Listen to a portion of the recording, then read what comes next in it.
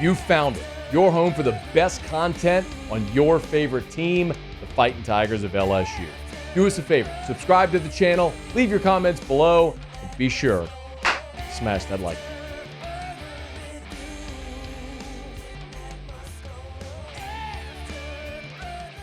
Blake Baker met with reporters on Thursday as the Tigers are a little more than a week away from the spring game. So most all of Blake Baker's first spring as LSU's defensive coordinator, the heavy lifting is done. It's just a couple more practices and then the spring game.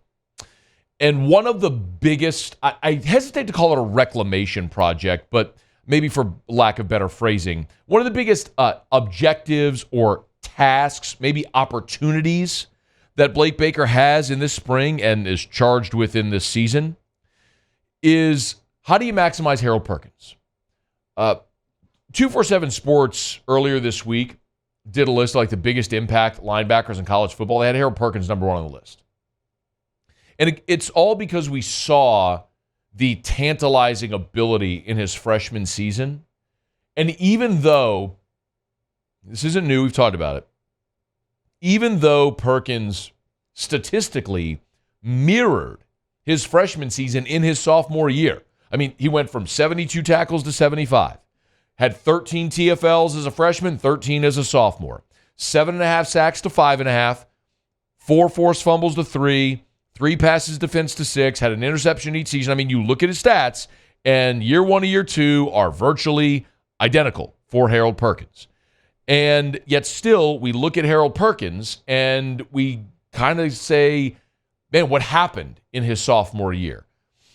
And a lot of it was because, I think, the defense stunk. That's my intuition anyway. And, even the 7.5 sacks Perkins had in his freshman year, remember 3 of them came against Arkansas. Most of it was in one game. And I understand he did it in fewer snaps, but the production is still the production. It was just that even if Perkins got a TFL or a sack on a second, so you got 3rd and 18, teams converted because LSU's defense stunk. I think that was as big a part of it as any. But, of course, the other part of it is that Harold Perkins spent the entire offseason last year trying to move to off-ball linebacker. And after one game against Florida State where he was neutralized, I think they collectively realized this ain't a good idea, and they tried to fit him into that nickel Sam role that he played largely for the rest of the season. We've heard Brian Kelly talk about it, alluding to getting Harold Perkins ready for what he's going to be at the next level, and I understand that. But at the same time, you still have to maximize Harold Perkins now to help this defense win. And they're trying to convert Harold Perkins yet again to an off-ball linebacker, only this time you got a defensive coordinator who is maybe more suited to do that. I mean, Matt House was a linebacker coach by trade in the NFL, and he couldn't do it, but Blake Baker seems to be a guy people trust to maybe help this manifest with Harold Perkins. So when Baker was meeting with reporters, naturally they were going to ask him about that transition and moving Harold Perkins inside again. I think Perk has done a phenomenal job buying into what we want to do. I know that's always the number one question I get is, how are you going to use Harold?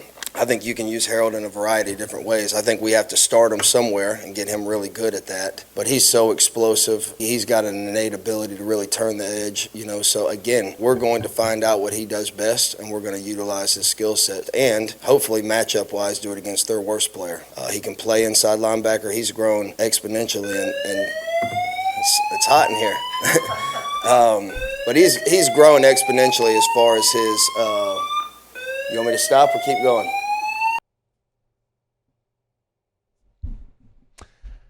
An alarm sounded during Blake Baker's answer talking about Harold Perkins. Is that not just poetic justice?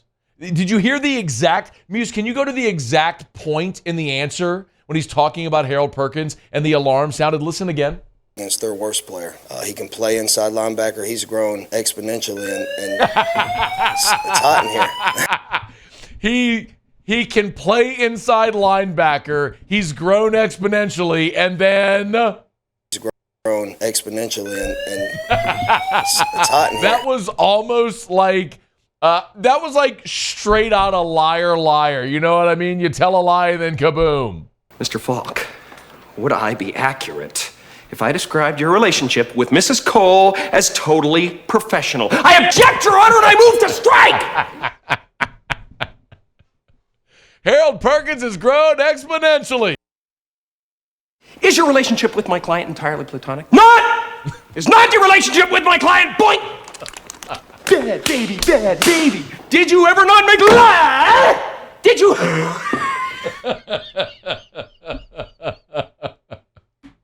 I mean, look, we're all hopeful that it works out.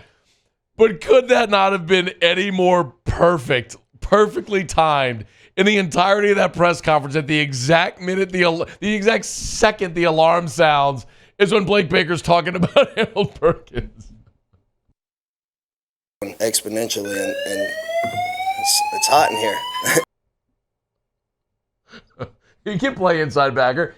He's grown exponentially. All right, like, I sincerely hope that he does grow exponentially, and Blake Baker is being forthright there, and he maximizes Harold Perkins. But if you can't understand and appreciate the comedic timing of that alarm, I can't help you, because that was just absolutely beautifully placed. Baker did go on and finish that answer after the alarm about Harold Perkins. He's a really good blitzer, as we're finding out this spring on the inside. He's really good in coverage, so there's not much the guy can't do. We just can't overload him with all that right now. But he's done a really good job learning the defense. He's done a really good job improving at inside linebacker. You know, that was one thing even when I told him in the recruiting process, you know, he didn't play inside linebacker in high school. He played running back, he played receiver. They put him at like a monster backer and kind of see ball, hit ball. So it's new to him, but he's really embraced the role. And again, we're going to find ways to utilize his skill set best and hopefully put him on their worst player every single week. So we have a lot of big plans for him, but we gotta crawl before we walk. But proud of him. He's done a really, really good job for us this far. I do love that answer. I think that is the most honest way to approach this. Like, you got to crawl before you walk. We're going to try to scheme him against their worst player, which, yes. Now, there are offenses that can certainly scheme against Harold Perkins, and a lot have done it. They've schemed Harold Perkins out of the box. They've had him flexed out. He's running downfield, covering backs or tight ends. Yes, there are going to be offenses that do that scheme Harold Perkins away from the line of scrimmage to mitigate his impact. But I love the approach from Blake Baker there. And I also love the way he's complimenting Harold Perkins' willingness to learn. And sometimes that background helps, right? A guy that was such a great athlete in high school, that was so versatile, he wasn't playing off-ball linebacker. So before last season, his sophomore season in college, that's the first time he's ever playing off-ball linebacker. It always rings in my head when Derry Beckwith was here, former All-SEC linebacker, before last season. And Derry was one of the guys that stood up and said, I don't like this idea. And Derry was saying, this guy was like an all-state linebacker, 4-star, all-everything in high school. Talked about his first day at LSU, and he's used to the position, and it's like the speed of the game was like he was in quicksand. Like, imagine trying to do that having never done it like Perkins was last year, and then you're on the field against Florida State. And that team, yeah, it's going to take some getting used to if that's the commitment. But I also think the other thing that Baker said there about Perkins is it's not going to be like exclusively at off-ball linebacker. They're going to put him where he can best impact the game. And yes, part of that is going to be at the off-ball spot, so moving him around. Baker was asked one follow-up about, why they feel he's better suited inside this year. Give a listen. Schematically, I really don't even know what they did last year, so I can't answer that from a schematic standpoint. But inside linebacker, to me, it's an instinctual position, but the way you gain instincts is by getting reps. So the more and more reps he gets, the more and more he continues to grow, and you've seen that so far. But that's really what it's going to come down to is making sure that we can maximize his reps, maximize him seeing different looks, and then playing off of that, and then simplifying the game for him. I think you go back to 21 with Damone Clark, same thing is everybody said, he can't play inside linebacker. He can't. If you simplify the game for any kid, they can do what you ask them to do. And that's part of being a good coach, in my opinion, is asking a kid to do something that he can physically do and then demand he do it. So he'll be just fine. I'm excited about him. I don't know that – listen, I understand coaches stand at microphones and especially in the spring when optimism abounds, they answer everything to the affirmative. You love every player. They got an endless ceiling. You love what they're doing. But I don't know that Blake Baker could have been any more honest. Look, the only way to do this, he's never played off-ball linebacker. The only way to do it is to get reps, and we're going to get him reps. And he's working really hard at it. I think that was a very honest approach with an understanding that he has a super high ceiling. So, yeah, get him the reps, and let's see how maybe it goes.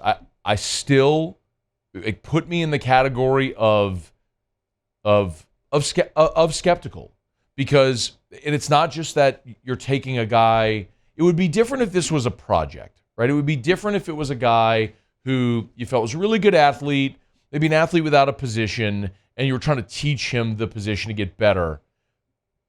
This is a guy who has a freakishly elite skill set at something that in football is so valuable. That's rushing the passer. And taking him away from that role, not entirely, but taking him away at all from that role, feels like you're intentionally lessening a massive advantage you have. So I think that's where my, and probably a lot of your skepticism is rooted. And I think that's fair. But do you trust Blake Baker? And I think you're at this point where you don't have any choice but to trust Blake Baker. He's a really good coach. He took an awful defense at Missouri and that was 108th in the country, made him 35th in the country year one. You know, a dramatic improvement. Who's developed linebackers. You have to look at him, give him the benefit of the doubt, see what he can do with Harold Perkins, and find that best role in 2024. Hey, thanks so much for watching. Please leave your comments. I love to interact, and be sure to hit the red subscribe button below.